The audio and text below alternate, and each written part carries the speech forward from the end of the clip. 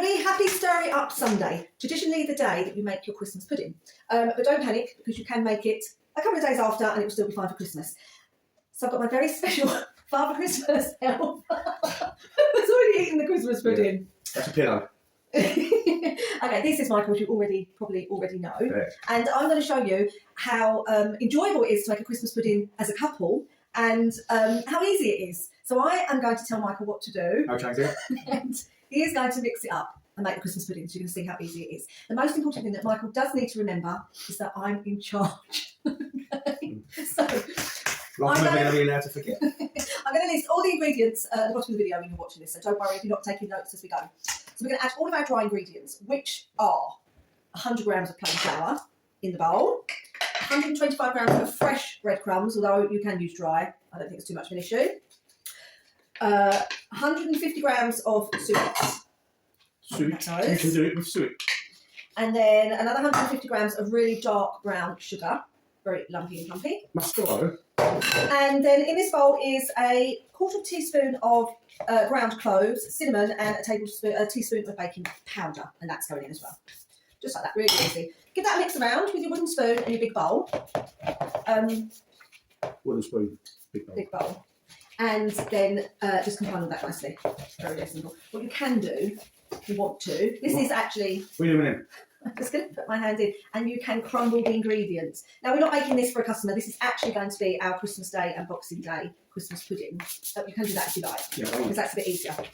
Then we're going to add our wet ingredients, which I'm going to do now. Quickly. Here we are, wet ingredients. So we have got 300 grams of sultanas, which, among lots of other things, lots of other alcohol, you can soak these overnight. And I've only soaked one in cranberry juice because, believe it or not, I don't actually like it soaked in alcohol. I do. So I'm gonna drain these with my hands. I like these soaked in alcohol. Right, I'm draining these and I'm going to slip them in for Michael. So I'm leaving the juice behind. So if you soak them overnight, they go nice and thick and juicy. Right, there's your sultanas. Then we have got 150 grams of prunes. Now, I buy the tinned prunes that you buy in the supermarket in the tinned fruit department. Juice as well, all in with your dry mix. And I just chopped them with prunes. A pair of scissors. There you go, they've gone in there. Look, that lovely, lovely dark colour. Then we have got 2 apples grated and 1 whole lemon that we've zested. That's in that bowl, and that's all going in there as well. And finally, take those off. I have 3 eggs that I've mixed. Move me for them in, make it well in the middle. Yeah. And that's 3 eggs, just normal eggs, popped in there. All of these ingredients are room temperature. They are actually all on offer in major supermarkets at the moment because it's the time of the year that you're making your Christmas pudding. You might be a bit. You move over there. No, fine, thank you. It's still here, though. Yes. Mix all of that up really, really well. If you make some space, I'll move these out of the way. We are going to be cooking our Christmas pudding today, and we're going to be doing it in a slow cooker. Ooh. You do ideally need a large slow cooker, which obviously we have. I put a slow cooker liner in it, and then I've put a quarter of it filled with water. That's going to go on low for 8 hours. I'm going to cook it during the day, so I can keep a little eye on the water and make sure that my plastic bowl doesn't melt in the slow cooker as well. You can use a glass one if you've got one. Yeah, if you've got a glass one that's small enough to go in, but we haven't. While we are mixing this in our Christmas jumpers, traditionally you're supposed to make a Christmas wish. So you can make a Christmas wish to yourself. Don't tell anyone else it might come true. Oh, I was going to wish for West Ham Midland. Does that count? No, I don't think that'll happen. So while we're stirring it, stir it up Sunday, we're stirring up our ingredients. We'll make a little wish for world peace at Christmas. No, not world peace.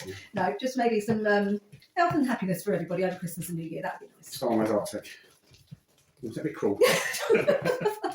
Not allowed, thank you. Right, that's always... So you have to mix this with joy and love, otherwise it won't taste nice on Christmas Day. That's the bit I was getting wrong. Okay, there you go. Right, I've been too miserable.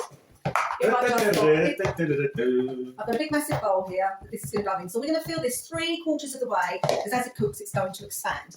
We will have some leftovers, and we've been having these lovely little sticky, toffee little puddings, and I've kept these because I'm going to fill these as well. So if somebody fancies a 1-portion Christmas pudding before Christmas Day, then I've got one that somebody can have. I've got my room left. Play Father Christmas. Right, come on, sorry, 3/4 full in there, please. 3/4 full. Okay, right. That's fine. No, let's pat it down a little bit because it really does expand. Do you see how much fun it is making a Christmas pudding as a couple? Might put a bit more in.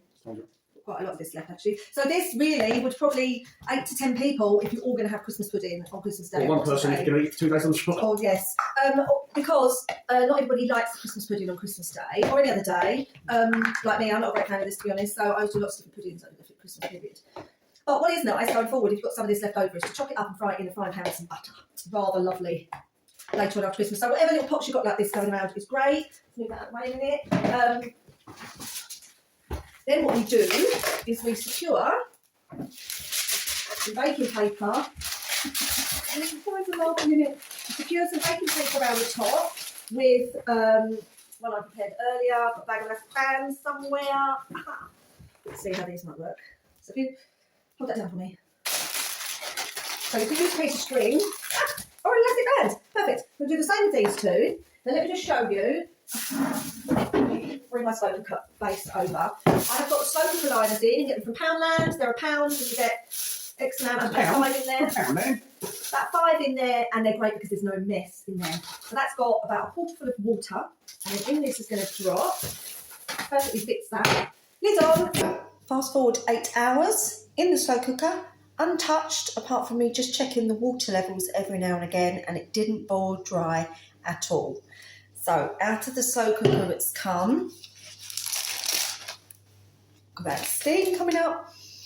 My God, that smells amazing. So here we have, that was 3/4 full. It's now nearly full up in my bowl. It's very, very squishy. It's very moist and it smells delicious. So once this has cooled down, I'm going to wrap it back up again. I'm going to stick it in the cupboard and it's not going to be touched now until Christmas, where all of those flavours are going to steep together.